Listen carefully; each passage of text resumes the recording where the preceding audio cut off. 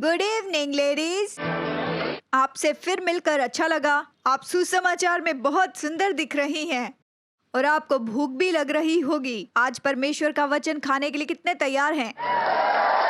आमीन। 5वें हफ्ते में स्वागत है, पहले सदी के और अभी के यीशु और स्त्रियों के साथ। बहनों, ये बाइबल स्टडी नहीं है, ना ही ये क्लास है, पर ये तो है भोज। और हम प्रार्थना करेंगे अपने टेबल पर का डिनर खाने के पहले। हम लोग तो प्रार्थना करेंगे जैसे कि आज हम शुरू करते हैं। शुरू करने के पहले कितने लोगों को याद है कि पिछले हफ्ते हमने देखा था दीवार के पास की स्त्री हाथ उठाएं। हम सोच रहे थे कि यीशु उसे कितनी दूर तक लाया और उसे दीवार के पास से हटाकर उसे समझ दी और उसे विदा किया शालोम के साथ। आप में से कितने लोग पिछले हफ्ते यहाँ पर थे? मुझे वो आंसुओं की कुप्पी बहुत पसंद है। इस सीरीज की बाइबल स्टडी की बुकलेट पर इसी की तस्वीर दी गई है। ये ईस्वी सन पहली या फिर दूसरी सदी की है। अक्सर उस आंसुओं की कुप्पी को देखकर कहती हूँ, हमें पता नहीं आंसुओं की कुप्पी वाली वो स्त्री यीशु को जानती होगी। बाइबल अब तक की बताई गई सबसे अच्छी ये कहानी नहीं, पर सच्चाई भी है। इसलिए हम एक साथ आकर इन कहानियों को खाते हैं कि यीशु जो उसके लिए कर रहा है वो हमारे लिए भी करना चाहता है आज ही। तो बहनों, मैं आपसे एक सवाल पूछना चाहती हूँ कि जिस स्त्री को हमने पिछले हफ्ते देखा था जो दीवार के पास खड़ी थी, क्या हम बाइबल में उसे फिर से देखते हैं? क्या वो फिर से दिखाई दी थी किसी भी वचनों में? मैं चाहती हूँ अभी आप अपनी बाइबल खोलें, हम प्रार्थना करेंगे। अब हम यूहन्ना अध्याय 11 देखेंगे। मैं चाहती हूँ कि एक साथ हम इसे मिलकर देखें, एक साथ हम मिलकर इसे खाएं। आइए प्रार्थना करते हैं। क्या हम इस स्त्री को बाइबल में बाद में देखते हैं? विद्वानों के अलग विचार हैं, वो इस पर चर्चा भी करते हैं। मैं सोचती हूँ कि ये दिलचस्प होगा। 5वें हफ्ते की शुरुआत हम ऐसे करें। चौथे हफ्ते के बाद इस कहानी पर हम गौर करते हैं। लूका अध्याय 7 पिछले हफ्ते देखा। यूहन्ना अध्याय 11 वचन 1 और 2 में ये इस तरह कहता है, मरियम और उसकी बहन मार्था के गांव बैतनिया का एक लाजर नामक मनुष्य बीमार था। इसी का भाई लाजर बीमार था। इसी का ही भाई जो था वही बीमार था। ये वही मरियम थी जिसने प्रभु पर इत्र डालकर उसके पांव को अपने बालों से पोंछा था। जानते हैं, विद्वान इस पर अलग विचार रखते हैं क्योंकि ये पहले सदी के यहूदी संसार में यीशु के समय ये तो सामान्य बात थी कि उस पर इत्र से अभिषेक किया जाए। पर यह कल्पना करना तो मुश्किल है क्योंकि ऐसी बहुत सी कहानियां हैं, बहुत सी घटनाएं हैं जहां किसी स्त्री ने उसे अपने बालों के साथ छुआ होगा। तो मैं चाहती हूँ कि आप इस संभावना के बारे में जरा सोचिए कि यीशु किसी स्त्री को कितनी दूर तक ले जा सकता है। ये संभव है कि दीवार के पास में खड़ी रहने वाली पापिन स्त्री को उसे हौसला दे एक ऐसे कमरे में जो फरीसियों से भरा हुआ था कि उसके पापों को क्षमा करे, उसे विदा करे शालोम के साथ, कि उसके साथ बातचीत करे और अंत में उसके घर में भोजन करे और समय बिताए उसकी बहन और उसके भाई के साथ। कौन यीशु से प्रेम करता है? हम तो बस शुरुआत में ही हैं। जहाँ यीशु होता है वहाँ कुछ ना कुछ होता है बहनों। जहाँ यीशु है हलचल रहती है। तो बहनों, जैसे हम शुरू कर रहे हैं, मैं चाहती हूँ कि आप अपना दाहिना हाथ उठाएं। बाइबल के संसार में दाहिना हाथ कृपा का हाथ है। ये तो आशीष का हाथ है, ये आदर का हाथ है, हमारा प्रार्थना करने का एक तरीका है। अगर आप नहीं जानती उस बहन का नाम जिनके कंधे पर आपने दाहिना हाथ रखा हुआ है, तो उनसे पूछ लीजिए।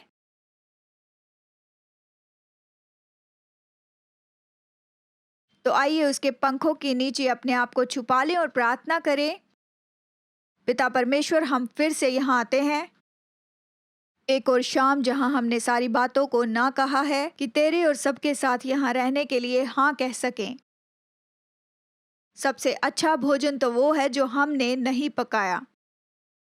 प्रभु, धन्यवाद करते हैं बाइबल की मेज पर कुर्सियाँ खींचते हैं कि तू ये भोज कर सके।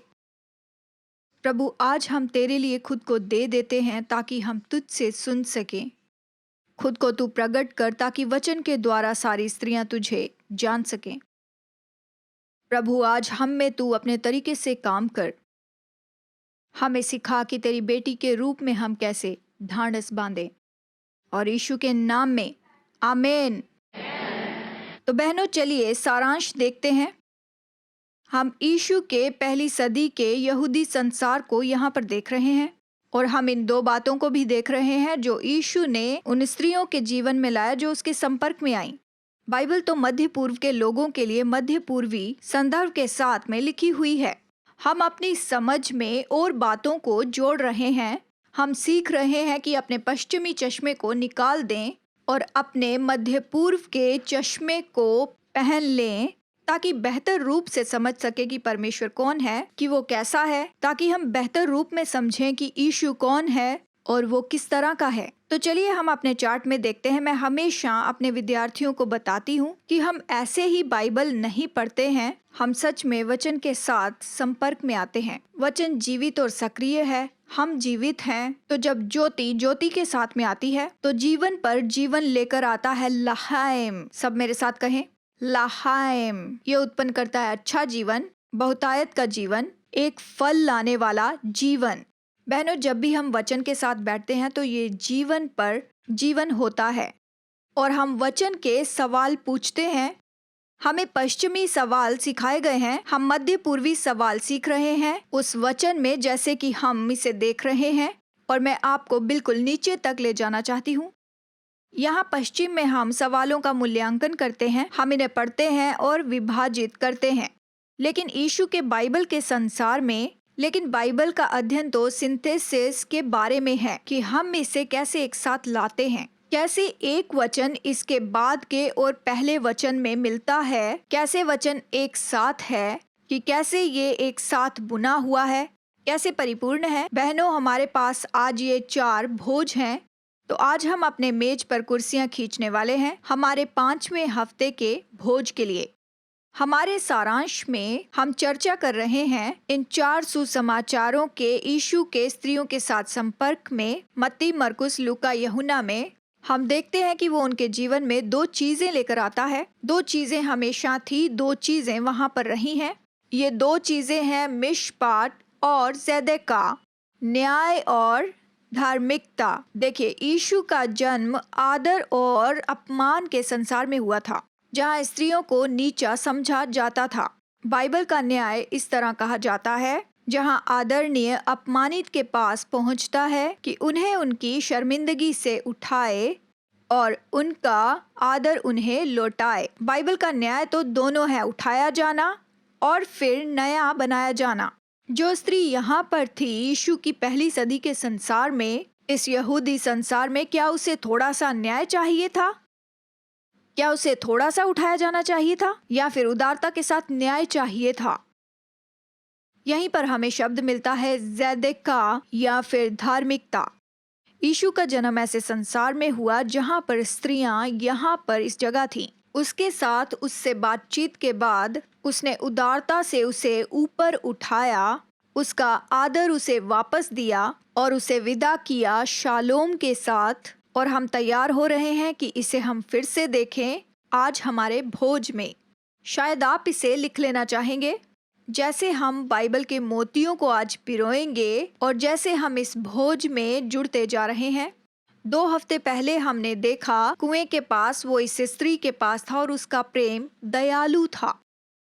पिछले हफ्ते हमने देखा कि यीशु उस दीवार के पास खड़ी स्त्री के पास था, उसने उसके पाप क्षमा किए और शालोम के साथ विदा किया। ये उसके प्रेम के साथ उसके भय को बताता है। और आज हम देखेंगे पहले सदी में यीशु का स्त्रियों के लिए प्रेम, जो कि अनिश्चित था। आप शायद इसे लिख लेना चाहेंगे, जैसे कि आज हम इसे शुरू करने की तैयारी में हैं।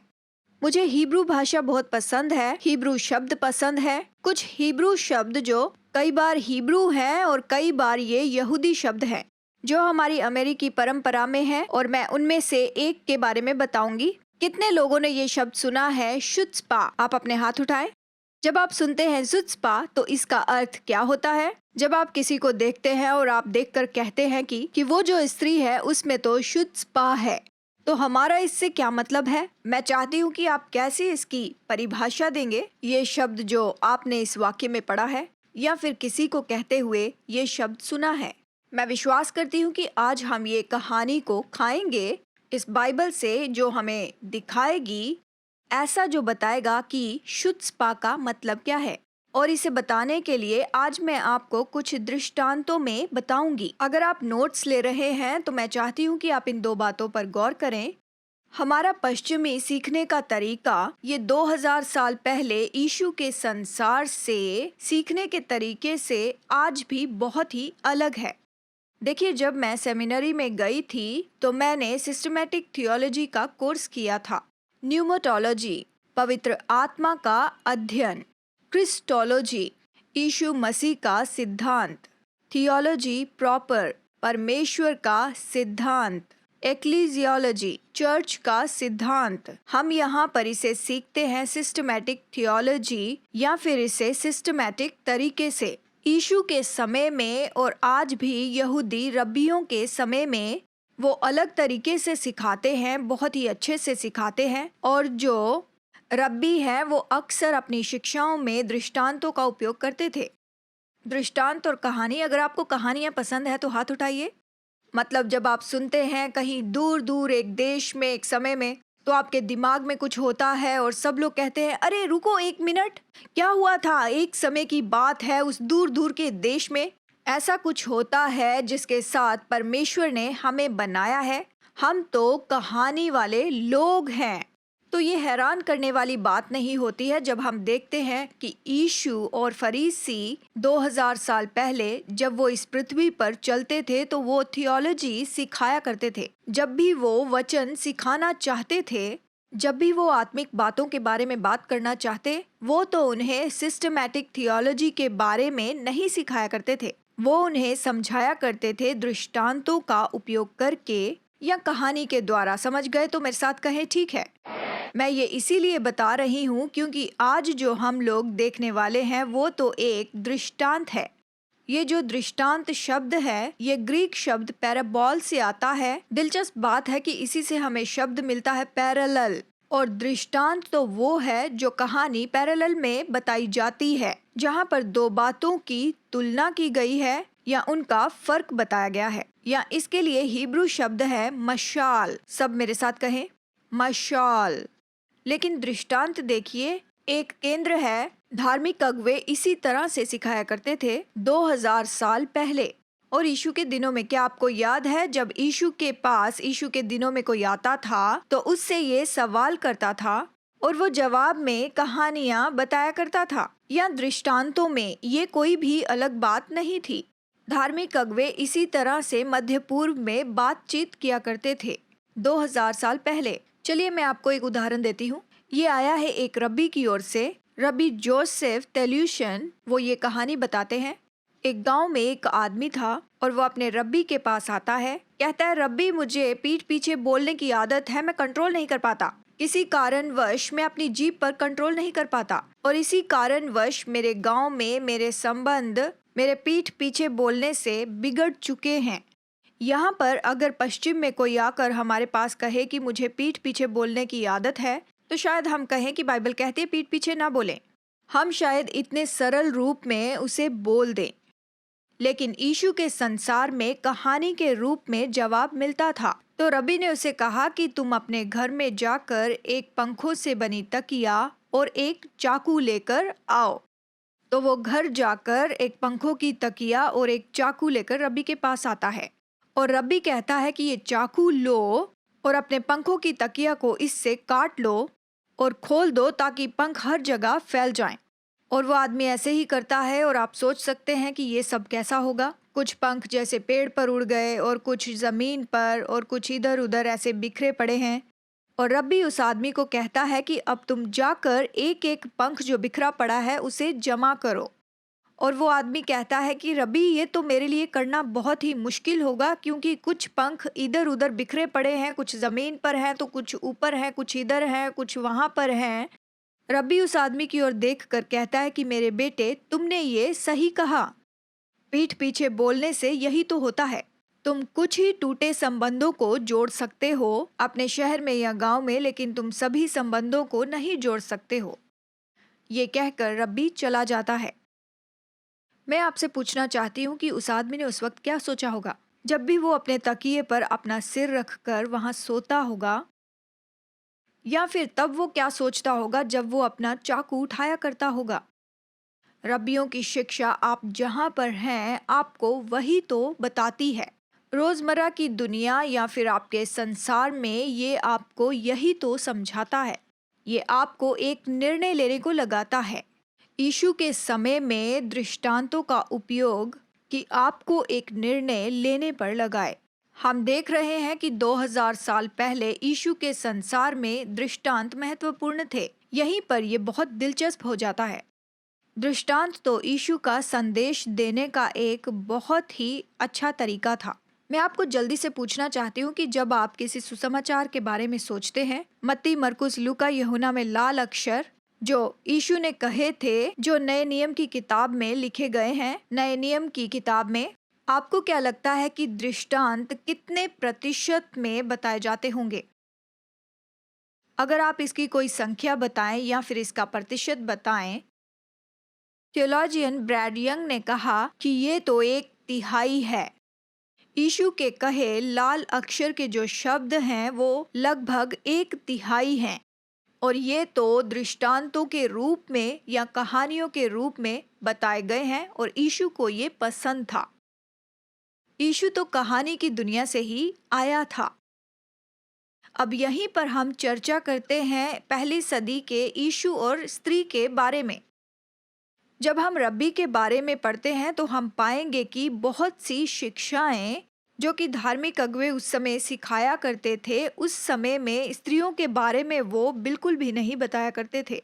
अपनी कहानियों में उनके विषय में नहीं बताया करते थे।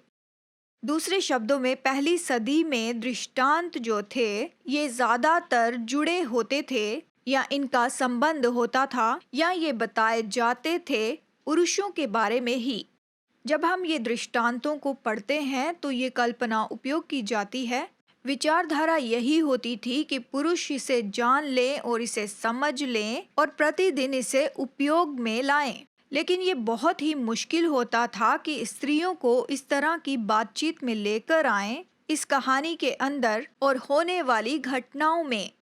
अब सवाल उठता है कि आखिर क्यों ऐसा क्यों होता था कि जो रब्बी थे या फरीसी थे वो स्त्रियों का उदाहरण नहीं देते थे अपनी उन कहानियों में या फिर दृष्टांतों में, जो भी वो वहां पर लोगों को बताया करते थे। वचन से बाइबल की बातें यीशु के उस संसार में कुछ बातों के बारे में आज हम अनुमान लगाएंगे। उनमें से है एक, उस समय के घराने में अगर पिता को मना लिया तो समझो पूरे परिवार को मना लिया। जरा सोचिए, प्रेरितों के काम में वचन इस तरह से कितनी बार कहता है कि ये व्यक्ति जो है वो विश्वास में आया और उसके पूरे परिवार ने बपतिस्मा लिया। अगर पढ़ा है तो हाथ उठाइए, क्योंकि बात ये है कि अगर पिता मान जाता था तो पूरा घराना मान जाता था। और शायद इसीलिए जो धार्मिक अगुवे थे वो सारे जो दृष्टांत थे पुरुषों के बारे में बताते थे। बस वो तो पिताओं को ही थामना चाहते थे या पति को, क्योंकि अगर पिता को या पति को थाम लें तो पूरे परिवार को पा लिया। शायद यही संभावना थी। कितने लोगों को दूसरे हफ्ते का वो आदमी याद है जिसका नाम था बेनसेरा? हाँ, आप सबको याद है। शायद ये भी संभावना हो सकती है कि स्त्रियों को ज्यादा महत्व नहीं दिया जाता था कहानियों में और दृष्टांतों में, उनका उपयोग नहीं होता था। और इन सारी बातों को समझाने के लिए उन्हें बहुत ही नीचा समझते थे।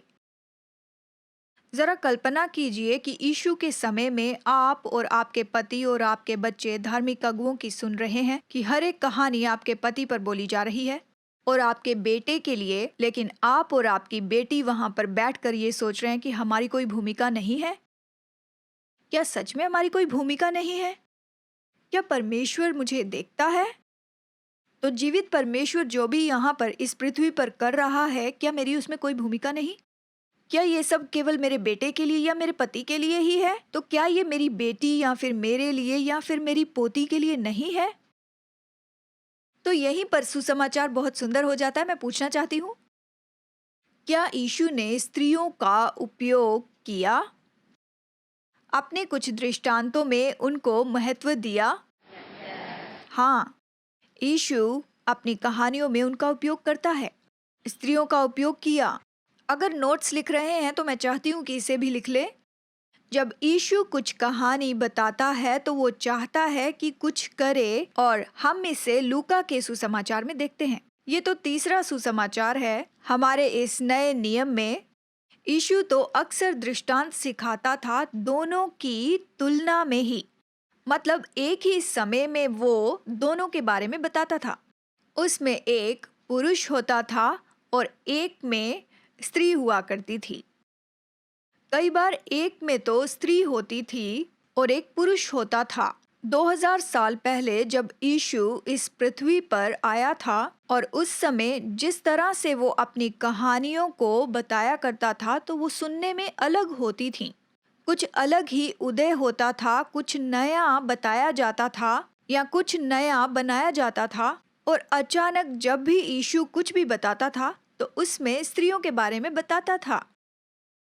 जब भी वो कोई कहानी बताता था तो आप अगर वहां पर होते तो आप खुद को उस कहानी में पाते, आप खुद को जाना पहचाना मानते, आप खुद को उसमें जोड़ते। जीवित परमेश्वर मुझे देखता है, मुझे भूमिका निभानी है इस कहानी में जो परमेश्वर लिख रहा है।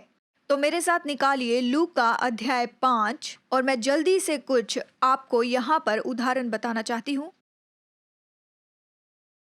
कि यीशु ने स्त्रियों का उपयोग किया अपनी कुछ कहानियों में और दृष्टांतों में। मुख्य रूप से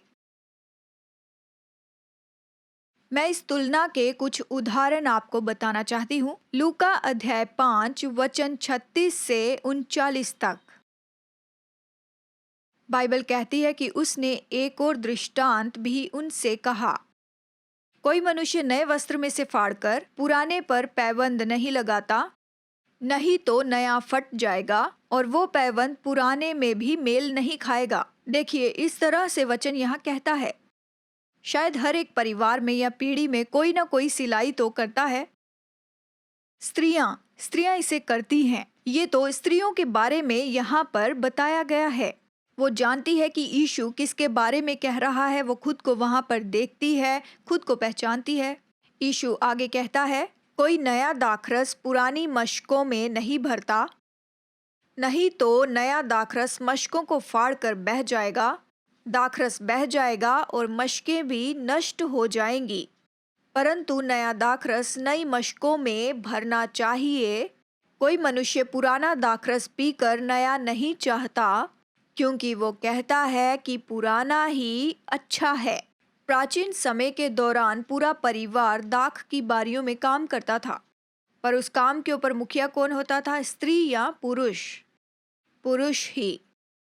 हम लूका 5 अध्याय में यही देखते हैं कि यीशु स्त्रियों के बारे में यहाँ कुछ बात बताता है, और पुरुष के बारे में भी। तो कौन यीशु से भी प्रेम नहीं करेगा?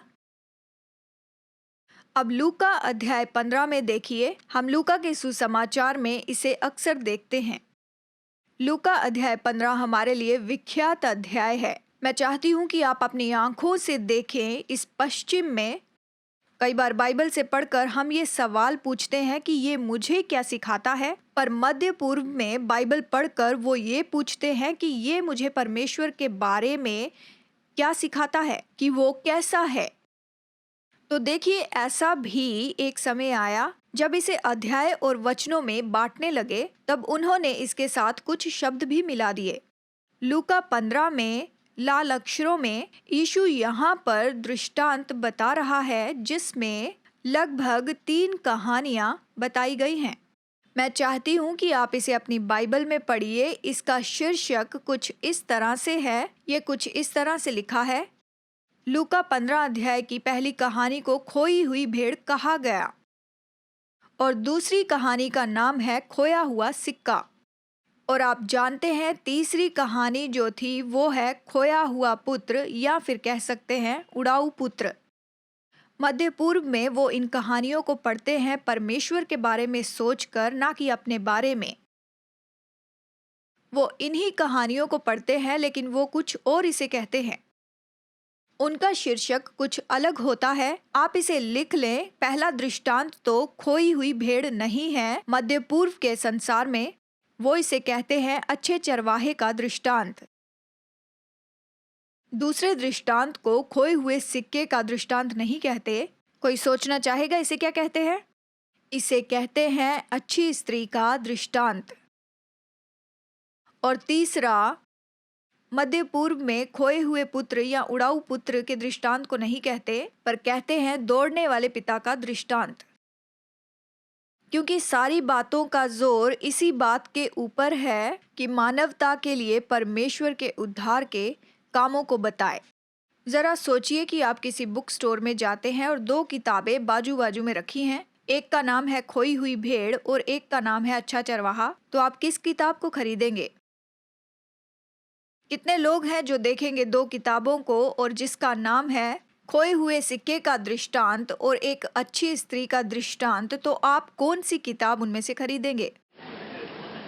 या जब आप बुक स्टोर में जाएंगे तो वहां पर एक किताब का नाम है उड़ाऊ पुत्र की कहानी या फिर दौड़ने वाले पिता की कहानी, तो आप कौन सी किताब खरीदेंगे और उसे पढ़ेंगे? बाइबल हमें दी गई है कि हम जीवित परमेश्वर को जाने कि वो कैसा है और उसके साथ चलना कैसा होता है, कि उसे जान सकें। इसे ये बात पसंद है कि किसी कहानी में एक स्त्री केवल एक स्त्री ही नहीं है, लेकिन वो तो सच में एक अच्छी स्त्री है।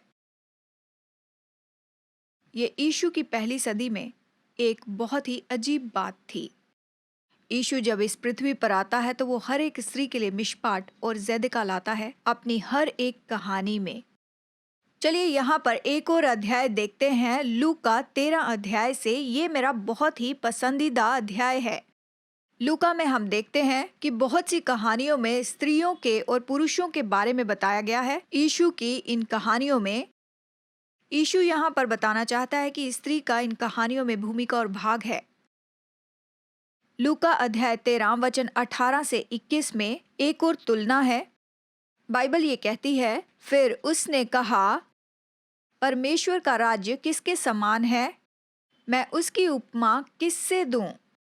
वो राई के दाने के समान है जिसे किसी मनुष्य ने लेकर अपनी बारी में बोया, और वो बढ़कर पेड़ हो गया और आकाश के पक्षियों ने उसकी डालियों पर बसेरा किया।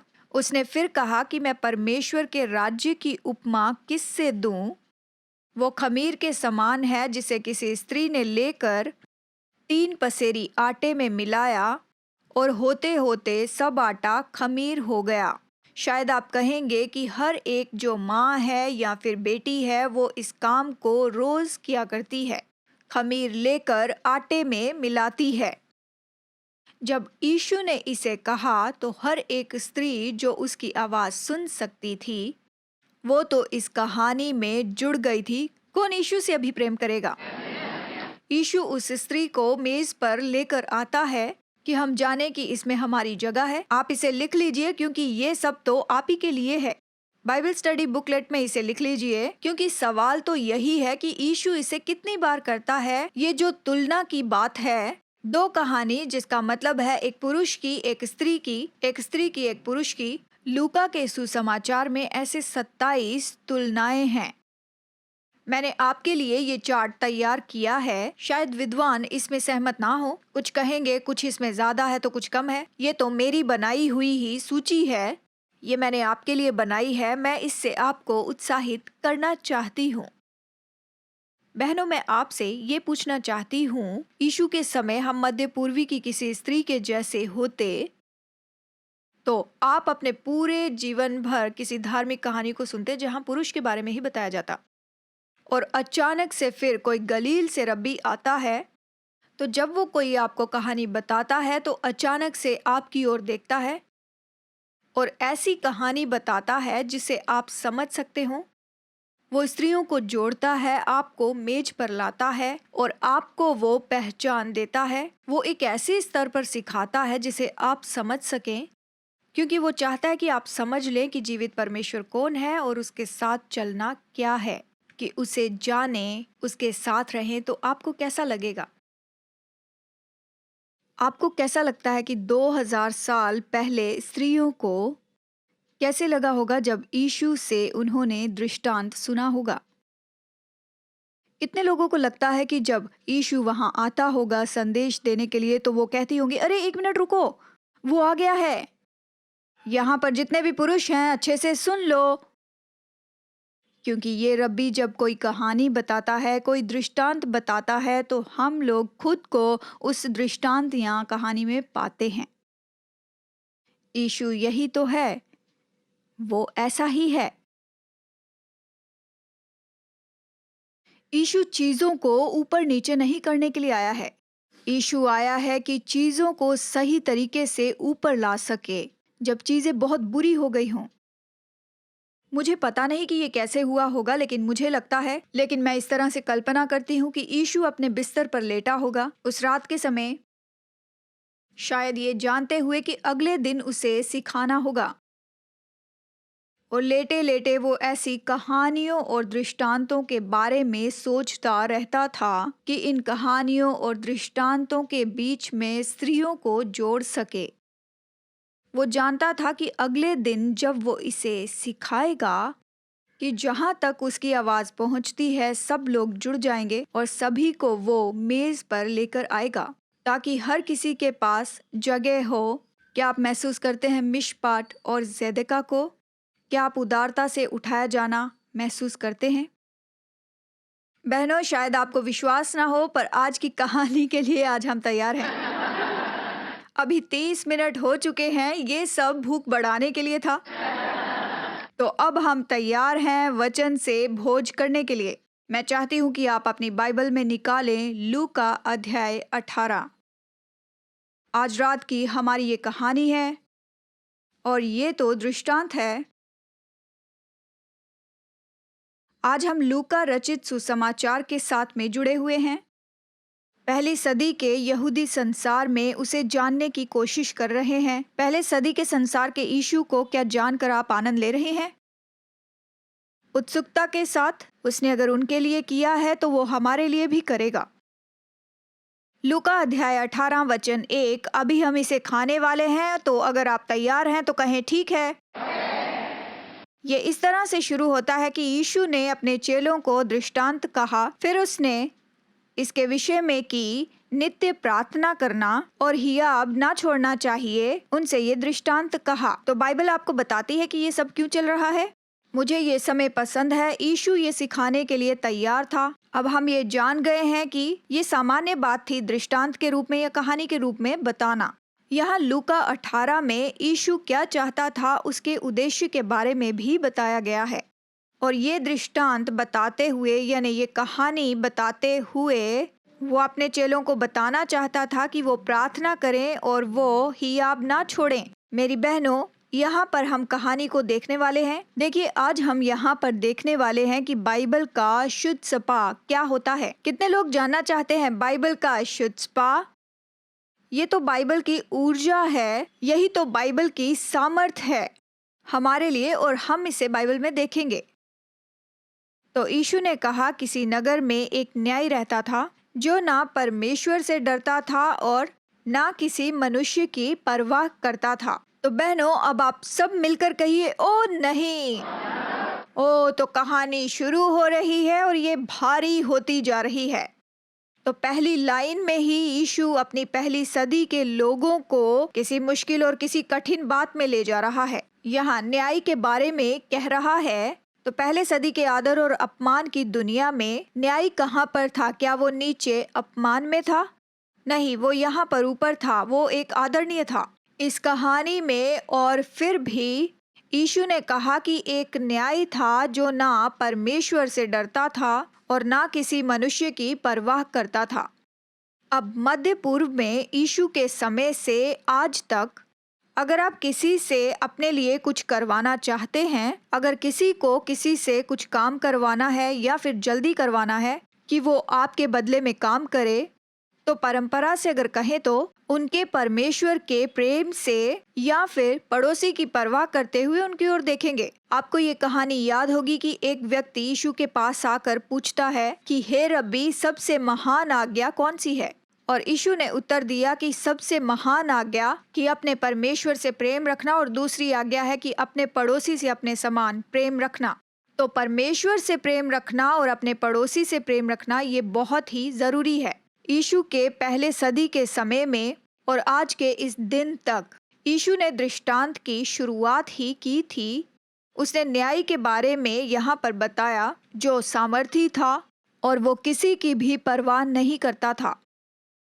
वो परमेश्वर से नहीं डरता था और अपने पड़ोसी की भी परवाह नहीं करता था। वो न्यायी नहीं था बल्कि एक ढीठ न्यायी था।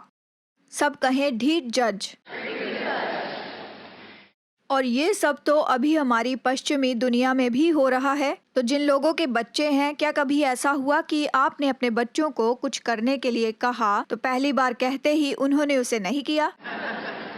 किसी कारण से आपने अपने बच्चे के पास जाकर कहा कि हे सुनो, अपना रूम साफ कर दो, और 1 घंटे के बाद आपने आकर देखा तो क्या रूम साफ था? नहीं। तो फिर आप कहेंगे कि हे रूम साफ क्यों नहीं किया? तो फिर से आप 1 घंटे के लिए कमरे से बाहर जाते हैं और आकर देखते हैं कि क्या कमरा साफ हुआ? शायद नहीं। तो हमेशा आप जैसे कहते हैं, आप कहेंगे कि परमेश्वर के लिए प्लीज इसे साफ करो। तुम मेरे लिए मत करो, अपने डैडी के लिए मत करो, लेकिन परमेश्वर के प्रेम के लिए इसे कर दो। तो यहाँ पर हम देख रहे हैं कुछ ऐसी कहानी को जो कि शुरुआत से ही बहुत भारी है। यहाँ पर ये बहुत ही प्रभावी न्यायी था जो ना परमेश्वर से प्रेम रखता था और ना ही मनुष्यों की परवाह करता था। आप में से कितने लोग चिंतित हो गए हैं कि अब इस कहानी में आगे क्या होने वाला है? उसके पास अधिकार तो है लेकिन दिल अच्छा नहीं है। और सब लोग गौर से सुन रहे हैं। यीशु के उस समय सब गौर से सुन रहे थे कि इस कहानी में आगे क्या होगा। इस ढीठ न्यायी के साथ जिसके पास सामर्थ है, वो ना परमेश्वर से डरता है और ना ही किसी की परवाह करता है। चलिए अपनी कहानी में वापस जाकर इसे देखते हैं। उसी नगर में एक विधवा भी रहती थी जो उसके पास आकर कहा करती थी, मेरा न्याय चुकाकर मुझे मुद्दई से बचा। तो अब सब लोग कहिए, ओ नहीं। इस कहानी की दूसरी लाइन तो और भी ज्यादा भारी हो गई है। यीशु ने उस न्यायी के बारे में बताया जो कि बहुत ही सामर्थी था, पर वो बहुत ही भ्रष्ट था। वो परमेश्वर से नहीं डरता था, ना ही किसी की परवाह करता था। और पहली सदी के सभी लोग जो इस न्याय के सामने में खड़े हो जाते थे, एक ऐसे भ्रष्ट न्याय के सामने। अब ये तो केवल एक स्त्री ही नहीं थी, पर ये तो एक विधवा भी थी।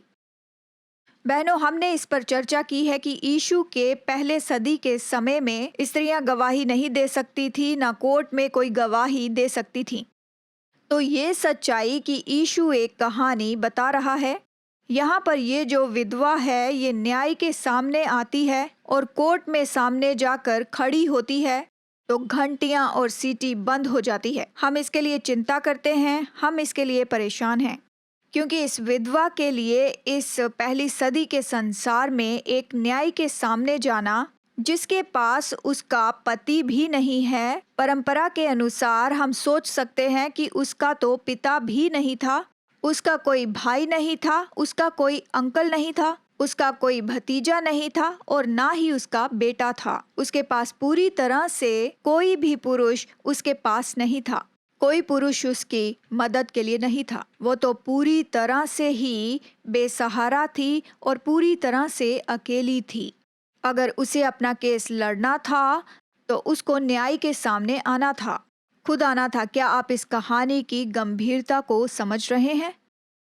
न्याय तो यहाँ पर है, वो परमेश्वर का डर नहीं रखता है और ना ही मनुष्यों की परवाह करता है। और ये विधवा यहाँ नीचे थी, ना ही उसके पास कोई पुरुष था और ना ही उसके पास कोई सहारा। ये कहानी सुनते ही सब लोग यही सोचेंगे कि उस विधवा के साथ क्या हुआ होगा। उसे तो अनदेखा किया होगा। वो तो पूरी तरह से हारने ही वाली थी। शायद उससे बुरा बर्ताव किया गया होगा। इस न्याय के द्वारा क्या अभी भी हम कोई आशा रख सकते हैं? हमें उसकी चिंता है। क्या आप इसे महसूस कर रहे हैं कि पहली सदी के लोग उसकी ओर गौर कर रहे होंगे? हमारी कहानी आगे बढ़ती है, आइए इसे खाएं। कुछ समय तक वो तो ना माना, सब लोग कहें अरे, परंतु अंत में मन में विचार कर कहा, यद्यपि मैं परमेश्वर से ना डरता, ना मनुष्य की परवाह करता हूँ, तो भी ये विधवा मुझे सताती रहती है, इसलिए मैं उसका न्याय चुकाऊंगा। कहीं ऐसा ना हो कि वो घड़ी घड़ी आकर अंत को मेरी नाक में दम करे, मुझे परेशान ना करे। हम अपेक्षा नहीं कर रहे थे कि कहानी इस तरह से फिर जाएगी। ये जो विधवा है वो इतना डटी रही कि वो आती रही और आती रही। वो उसे मना करता है, मना करता है, किसे वो पसंद आएगी। वो वापस आती है, अपनी केस के लिए विनती करती है, न्याय चुका, मुझे मुद्दई से बचा। आखिरकार ये न्यायी जो ढीठ था, परमेश्वर से नहीं डरता था, पड़ोसी की परवाह नहीं करता था, पर वो डटी रही इस भ्रष्ट न्यायी के सामने। और फिर देखिए, आखिर में ये न्यायी उसकी विनती सुनकर उसे पूरा करता है। क्या आप समझ गए? ये पहली सदी के समय में हुआ था। ये तो एक अजीब सी कहानी थी उन दिनों के समय के दौरान, बहुत ही अजीब। केवल वो उस न्यायी के सामने ही नहीं गई, और वो उस न्यायी के सामने ऐसे ही बार बार नहीं गई, पर यही तो इस कहानी का मुख्य चरित्र है। यीशु ने ये कहानी बताई कि प्रार्थना करें और हियाब ना छोड़ें, इसलिए स्त्री का उदाहरण दिया, एक विधवा का उदाहरण दिया। कहानी में उसे मुख्य चरित्र, इस कहानी में उसे दिया। लूका 18 में वो आगे कहता है, प्रभु ने कहा, सुनो वो अधर्मी न्यायी क्या कहता है, कि वो क्या कहता है। इसीलिए क्या परमेश्वर अपने चुने हुओं का न्याय नहीं चुकाएगा, जो रात दिन उसकी दोहाई देते रहते हैं? क्या वो उनके विषय में देर करेगा? मैं तुमसे कहता हूँ, वो तुरंत उनका न्याय चुकाएगा। तो भी मनुष्य का पुत्र जब आएगा, तो क्या वो पृथ्वी पर विश्वास पाएगा? तो आइए वापस चलें शुद्ध स्पा पर। तो ये जो कहानी है ये बताती है कि जो शुद्ध स्पा है वो उस व्यक्ति की विशेषता क्या है। यीशु की ये बनाई हुई जो कहानी है, इसमें ये जो स्त्री है वो यहाँ क्या बताती है? शायद आप लिखना चाहेंगे कि इस कहानी में ये जो शुद्ध स्पा है ये प्रार्थना में डटे रहना है। यीशु ये कहानी बता रहा है कि वो प्रार्थना करना सीखे और हियाब ना छोड़ें। तो बहनों, ये 5वां हफ्ता है और मैं आगे बढ़ना चाहती हूँ। मुझसे ये सवाल कई बार पूछा जाता है। मैं जानती हूँ कि ये आप जानना चाहते हैं और मैं ये चाहती हूँ कि आप इसे पूछें। क्या आपने कभी ये सोचा कि किसी बात के लिए मुझे कितनी देर प्रार्थना करनी होगी?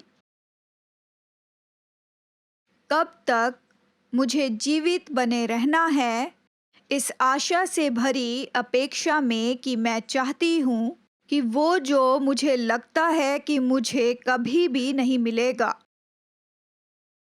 क्या कभी आपने सोचा है कि कभी परमेश्वर किसी चीज के लिए मना करेगा तो मैं अपनी प्रार्थना बंद कर दूंगी? क्योंकि हम तो थक जाते हैं जब हम किसी बात को चाहते हैं, उसे पाना चाहते हैं, और वो तो एक ही जगह पर बस रुकी रहती है। कितने लोग आप में से निराश होकर छोड़ना चाहेंगे? मैं उसके बारे में अभी प्रार्थना नहीं करूंगी, मैं उसके बारे में अभी नहीं सोचूंगी, परमेश्वर ने ना कहा है तो मैं बस आगे बढ़ती रहूंगी। बहनों, हमारे जीवन में कुछ ऐसी बातें होती हैं जो हमें बहुत पीड़ा देती हैं। कुछ ऐसी चीज़ें जो हमारे लिए बहुत अहमियत रखती हैं और हमें घुटनों पर लेकर आती हैं, और उस बात को हम प्रभु के सामने बार बार लेकर आते हैं। अगर आप किसी चीज़ के लिए अभी भी प्रार्थना करते हैं तो हाथ उठाइए। जिसका प्रभु ने अभी तक उत्तर नहीं दिया, मैं दोनों हाथ उठाऊंगी। हम सबको यहाँ पर कुछ सिखाया गया है। यीशु इन कहानियों के द्वारा हमसे बातें करता है। आप जानते हैं कि यहूदी लोग इतिहास से प्रेम करने वाले लोग हैं और उन्हें कहानियां बताना बहुत पसंद है। वो विख्यात कहानियों को बोलकर बताते हैं, दृष्टांत देने वाले हैं। जब भी वो किसी पर्व में या उत्सव में आते थे तो इतिहास की कहानियां दोहराते थे। वो कहानी बताते हैं और फिर उसकी कल्पना करते हैं और बच्चों को वो बार बार बताते रहते हैं। तो पूरे इतिहास की बात को वो बार बार बताते हैं। कितने लोग समझे? तो जब यीशु किसी कहानी को बताना चाहता था जिसमें वो अपने चेलों को प्रार्थना करके हियाब बांधना उन्हें सिखा रहा था, कितने लोग जानते हैं कि वो यहूदी इतिहास में से जो विख्यात थे उन्हें वो बता सकता था। कल्पना कीजिए अब्राहम के बारे में, जिसे हम इब्राहिम कहते हैं। उत्पत्ति में जब वो सदोम और अमोरा के लिए प्रार्थना कर रहा था, उसने कहा, प्रभु उस शहर में अगर 50 धर्मी है तो तू उस शहर को बचा लेगा। 40, 30, 20 या 10 रहे तो। यीशु उसका उदाहरण दे सकता था। कितने लोग जानते हैं कि अब्राहम यहूदियों के लिए कितना महत्वपूर्ण था? वो अब्राहम का इस्तेमाल कर सकता था। इस कहानी में कितने लोग याकूब के बारे में जानते हैं, जिसे हम जानते हैं कि उसने परमेश्वर से कुश्ती लड़ी थी। जब तक तू मुझे आशीष नहीं देगा मैं तुझे जाने नहीं दूंगा। कितने लोग जानते हैं कि यहूदियों के लिए याकूब कितना महत्वपूर्ण था?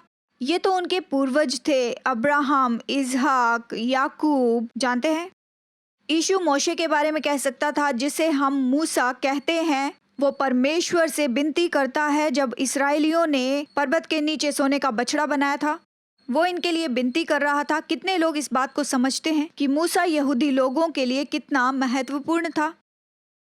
यीशु हन्ना का उपयोग कर सकता था।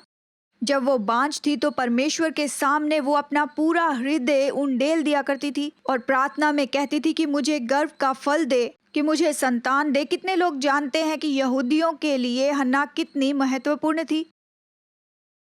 लेकिन फिर भी यीशु नासरी जब कोई कहानी बनाना चाहता था शुद्धस्पा के बारे में, कि प्रार्थना में डटे रहना और नित्य लगे रहना, तो अब्राहम का उपयोग नहीं करता, याकूब का उपयोग नहीं करता, उसने मोशे का उपयोग नहीं किया, हन्ना का भी उपयोग उसने नहीं किया।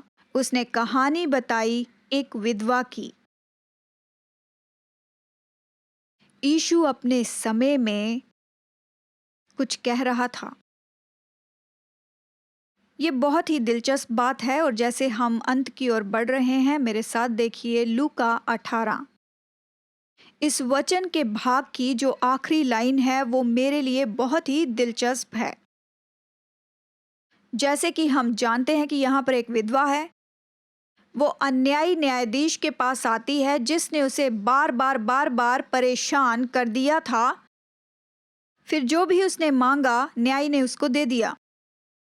लूका 18:8 में देखिए, ये कहता है, तो भी मनुष्य का पुत्र जब आएगा तो क्या वो पृथ्वी पर विश्वास पाएगा? बहनों, वचन के बारे में कुछ दिलचस्प बात है जो मुझे कायल करती है। जब हम 4 सुसमाचार देखते हैं, मत्ती, मरकुस, लूका, यूहन्ना, तो इसमें 2 बार ऐसा हुआ जहां पर कुछ ऐसी घटना होती है और बाइबल कहती है कि जब यीशु ने इसे देखा तो वो वहां पर भावनात्मक रीति से हैरान हो गया। अब आप में से कितने लोग हैरान हुए हैं कि यीशु इसे देखकर हैरान हुआ? ये 2 अद्भुत है ना? लेकिन सुसमाचार में 2 ऐसी घटनाएं हैं, 2 घटनाएं हुई और बाइबल कहती है कि यीशु ने देखकर हैरान हो गया। आपके बारे में पता नहीं, लेकिन मैं ये जानना चाहती हूँ कि यीशु को कौन सी बात ने हैरान किया? उसने कौन सी अजीब बात देख ली? अगर आप इसके बारे में सोचें, अपने मन में इसके बारे में विचार करें कि ये कौन सी 2 कहानियां थी, कौन से ये 2 पल थे, कौन सी ये 2 चीजें थी जिसके कारण 2000 साल पहले यीशु के समय में, कि किस कारण वो वहां पर हैरान हुआ था। अगर आप नोट्स लिख रहे हैं तो आप इसे भी लिख लीजिए। तो पहली बात, यीशु उस सूबेदार के विश्वास को देखकर हैरान हो गया था। ये कहानी हमें बताई गई है मत्ती अध्याय 8 वचन 5 से 13 तक। दिलचस्प बात यह है कि जब दूसरी कहानी आई, यीशु ने नासरत के रहने वाले लोगों में विश्वास की कमी देखी, इसीलिए वो हैरान हो गया। ये कहानी हमें बताई गई है मरकुस अध्याय 6 वचन 1 से 6 में। तो बहनों, वचन हमें यही तो बता रहा है। तो दो चीजों से यीशु हैरान होता है, हमारे विश्वास की कमी से वो हैरान होता है और हमारे विश्वास से वो हैरान होता है। तो सवाल ये है कि यीशु अगर आपके कारण हैरान होता है तो क्या आपके विश्वास से या अविश्वास से होगा? जानते हैं, कुछ साल पहले मैं चर्च के स्टाफ के रूप में 17 साल तक काम कर रही थी। तब मैंने प्रभु की ओर से महसूस किया कि क्रिस्टी, ये तो बदलाव का समय है, ये आगे बढ़ने का समय है, ये कुछ नया करने का समय है। मैंने कहा, प्रभु ये तो बहुत अच्छा है, बस बता कि मुझे कहाँ जाना है, मैं वहां पर जाऊंगी। शांत हो गई। कितने लोगों के साथ ऐसा हुआ कि प्रभु ने कुछ शुरू किया और प्रभु तू इसे खत्म कर। इससे पहले कि मैं कुछ करने लगूं, मैंने केवल शुरुआत सुनी। इससे पहले तो मेरा जीवन इसी तरह का था, एक जगह से निकलना और दूसरी जगह पर जाना, यहाँ से वहां पर जाना, यहाँ से कूद कर वहां जाना। मैं जानती थी कि मुझे क्या क्या करना होगा। मैं बस महसूस कर रही थी कि क्रिस्टी, ये समय है कि कूदो, ये कूदने का समय है। मैंने कहा, प्रभु बस तू मुझे बता कि कहाँ जाना है और मैं जाऊंगी। शांति हो गई। और फिर मैंने ये जाना कि प्रभु मुझे एक अलग ही रोमांच में ले जा रहा है। यहाँ जीवन में मुझे वो पहली बार कह रहा है कि आगे कदम बढ़ाओ, विश्वास से। आगे क्या होने वाला है इन बातों के बारे में जाने बिना ही। आपका तो पता नहीं, लेकिन मैं हमेशा सुरक्षा चाहती हूँ। मैंने अपनी आंखें बंद कर ली, अपने दांत दबा लिए। मैं हर एक बात की योजना बनाती हूँ। आप में से कितने लोग ऐसा करते हैं? कितने लोग ऐसे हैं जो बिना योजना के काम करते हैं? मैं आपको नहीं समझ सकती कि आप कौन हैं। मैं ऐसा नहीं कर सकती। मुझे योजना चाहिए। मैं योजना के अनुसार फलती हूँ। सच कहूँ, प्रभु ने मुझे जमीन पर गिरा दिया। मैं 2016 के मार्च में एक टीम को इजराइल में ले जाना चाहती थी। मैंने कहा, प्रभु मैं इजराइल जा रही हूँ, वो मेरी जगह है, वो मेरा घर है, वहीं पर मैं जान पाती हूँ। तू मुझे वहाँ पर स्पष्ट रीति से समझा। मैं योजना के बिना कुछ भी नहीं करूँगी, जहाँ मैं अपनी आंखें बंद कर कर दांत दबा कर कहूँ कि प्रभु ये सच में करेगा। कितने लोग जानते हैं कि प्रभु ने क्या कहा? मैं टीम को इस्राएल ले गई और प्रभु ने मुझसे कहा, क्रिस्टी आगे बढ़ो और काम करो। और मैं जान गई कि ये इस हद तक था कि अगर मैं इसे नहीं करूंगी तो ये प्रभु की आज्ञा भंग करना होगा। मैं इस्राएल ट्रिप से घर में वापस आई और फिर मैंने इस्तीफा देने की तैयारी कर ली। और ये मेरे लिए डरावनी बात थी। उस समय तक कभी भी मेरे जीवन में पैनिक अटैक नहीं आया था। यानी नौकरी मिलने के पहले नौकरी छोड़ देना। मेरी परवरिश ऐसी नहीं हुई थी, मेरा परिवार ऐसा नहीं था, मैंने पहले कभी भी ऐसा नहीं किया था और मैं बिल्कुल अजनबी जगह पर थी। जानते हैं बाद में क्या हुआ? मेरे इस्तीफे देने के 1 महीने के बाद मैं जीवित परमेश्वर के साथ इस रोमांच पर थी। मेरे कार की गैस लीक होने लगी। उसे ठीक करने के लिए कार से भी ज्यादा कीमत देनी थी। मैंने सोचा दिन भर मैं स्कूटर चला लूंगी, कोई परवाह नहीं। मैंने कहा, प्रभु क्या तू मजाक कर रहा है? मैंने अपनी नौकरी छोड़ दी और मुश्किल में पड़ी हूँ। अब मुझे एक और कार खरीदनी पड़ेगी। उसके लगभग 2 महीने के बाद मैं अपने घर के बरामदे में बैठी हुई थी, सुबह की कॉफी पी रही थी। मैंने देखा गैराज के दरवाजे के नीचे से पानी निकल रहा है। मैंने सोचा कि ये अच्छा नहीं है और सामान्य नहीं है। तो जब मैंने दरवाजा खोलकर देखा, वहां पर वाटर हीटर फट चुका था और वहां से पानी बहते जा रहा था। कितने लोग जानते हैं कि वाटर हीटर महंगा होता है? उस समय तक मैंने एक भी नहीं खरीदा था। उस बदलाव के 3 महीने के अंदर ही मुझे अब एक नई कार खरीदनी थी और मुझे मेरे घर के लिए वाटर हीटर भी खरीदना था। कितने लोग कहेंगे कि उस समय मेरी हालत ठीक नहीं थी? एक दिन मैं अपने डॉग को घुमा रही थी। मैं केवल आपको इतना ही बता सकती हूँ कि मैं तड़प रही थी। जैसे बिना पानी के मछली तड़पती है, मैं भी इसी तरह ही महसूस कर रही थी। और मैं अपना दिल प्रभु के सामने उंडेल रही थी। प्रभु, मुझे विश्वास नहीं होता, तूने ही मुझे नौकरी छोड़ने के लिए कहा और अब मुझे नई कार खरीदनी है, मुझे नया वाटर हीटर खरीदना है। मेरे जीवन में क्या हो रहा है? मैंने सोचा कि स्वर्ग से स्वर्गदूत आएंगे, मुझे कार और वाटर हीटर देंगे। ये लो कार और वाटर हीटर, क्योंकि जो तूने मुझे कहा था मैंने उसे किया। इस समय मैंने अपने अंदर में इस बात को बहुत अच्छे से जान लिया कि इस समय अगर यीशु मुझे देखता तो वो हैरान होता मेरे विश्वास की कमी से, क्योंकि मैं अपने इतिहास को देख रही थी। यहूदी लोग अपने इतिहास को याद करते हैं, पर जब मैं अपने इतिहास को देख रही थी, जीवित परमेश्वर के साथ चलते हुए, मेरे पास कोई कहानी नहीं थी जहां उसने मेरी मदद की हो। मेरे इतिहास में कोई कहानी नहीं थी कि मैं जीवित परमेश्वर को थामे रहूं, जो उसके बारे में मेरे संदेह को योग्य बना सके। और उस समय मेरे जीवन में बहुत से सुधार आए और ये तो एक नया मोड़ था और एक बदलाव था, और तभी परमेश्वर का अनुग्रह मुझ पर हुआ। और देखिए, नई कार खरीदने के पहले और नया वाटर हीटर खरीदने के पहले मैंने कहा, प्रभु अपने तरीके से काम कर, मैं इस रोमांच में बढ़ूंगी। अगर तू मेरे विश्वास से हैरान होगा तो मेरे विश्वास की कमी से नहीं, पर मेरे विश्वास से तू हैरान हो। और मैं यहाँ पर हूँ, 3 सालों बाद आपके सामने में खड़ी हूँ।